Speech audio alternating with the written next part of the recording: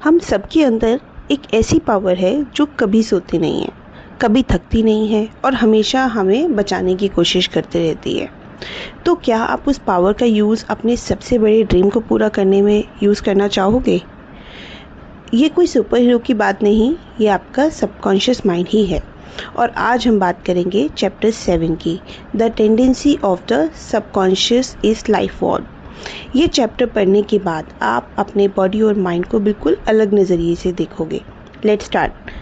San Francisco 1906 एक बड़ी earthquake आती है और जो लोग सालों से बेड पे पड़े थे, जो लोग चल भी नहीं सकते थे, वो उठकर दौड़ने लगे लोगों की जान बचाने के लिए।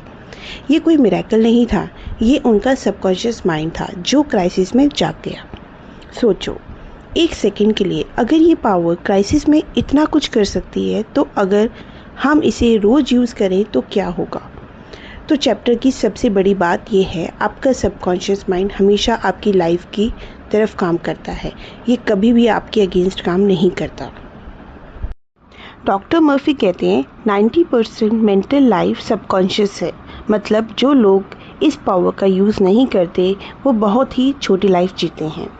आपका सबकॉन्शियस माइंड 24 घंटे काम करता है, सोते वक्त भी तुम्हारे बॉडी को बिल्ड करता है। हार्ट बीट, ब्रीथिंग, डाइजेशन, ये सब यही हैंडल करता है। हमेशा आपको ग्रो करने के लिए, आगे बढ़ाने के लिए अर्ज देता है। इंट्यूशन, हंचेस, इंस्पिरेशन, ये सब सबकॉन्शियस से ही आते हैं। यानी जब तुम्हें कोई फीलिंग आती है, कुछ सही है या कुछ गलत है, या कोई क्रिएटिव आइडिया आता है सडनली, ये तुम्हारा सबकॉन्शियस माइंड बात कर रहा होता है। मर्फी याद दिलाते हैं वो अर्थक्वेक वाली बात, ध्यान से सुनो।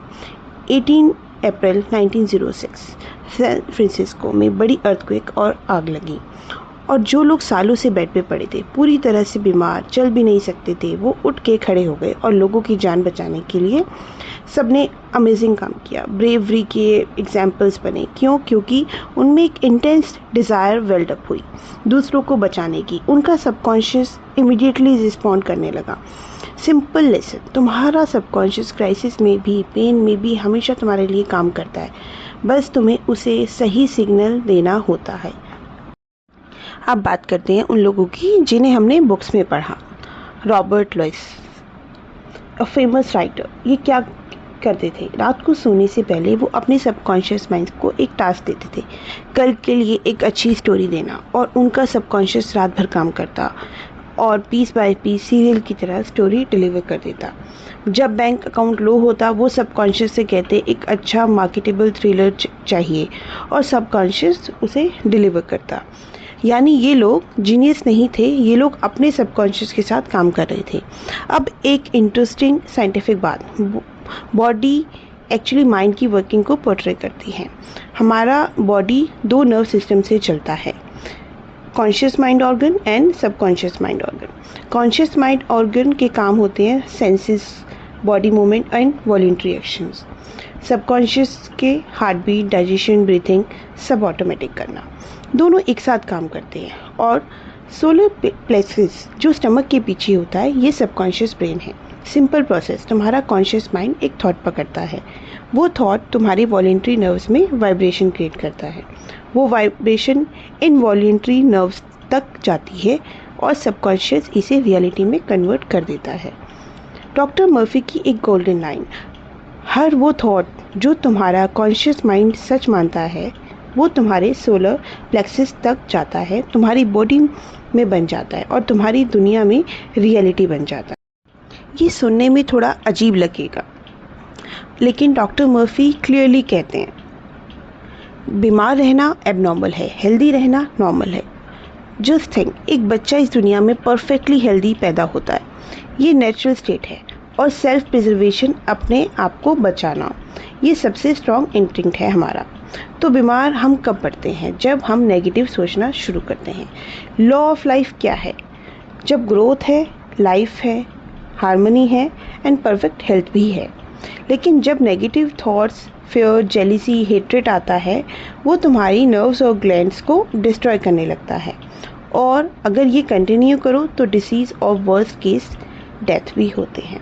सॉल्यूशन सिंपल है, अंधेरे को हटाना है तो लाइट जलाओ, ठंड हटानी है तो हीट लगाओ, नेगेटिव थॉट्स हटाना है तो गुड थॉट्स को सब्स्टिट्यूट करो। एक रियल स्टोरी सुनो जो 1917 में निटालियस मैगजीन में पब्लिश हुई थी। फेडरिक एंड्रयूज एक लड़का पॉट डिसीज से पीड़ित था। ये ट्यूबरकुलोसिस ऑफ स्पाइन है, मतलब रीढ़ की हड्डी में टीबी। डॉक्टर ने कह दिया अब ये ठीक नहीं हो सकता, इनक्यूरेबल है। अब क्या था, फेडरिक ने क्या किया, उसने प्रे करना स्टार्ट किया। एक अफर्मेशन बनाया, मैं परफेक्ट हूँ, स्ट्रॉन्ग हूँ, पावरफुल हूँ, लविंग हूँ, हार्मोनियस हूँ एंड हैप्पी हूँ। ये वर्ड्स रात को सोने से पहले और सुबह उठने पर वो बार बार रिपीट करता।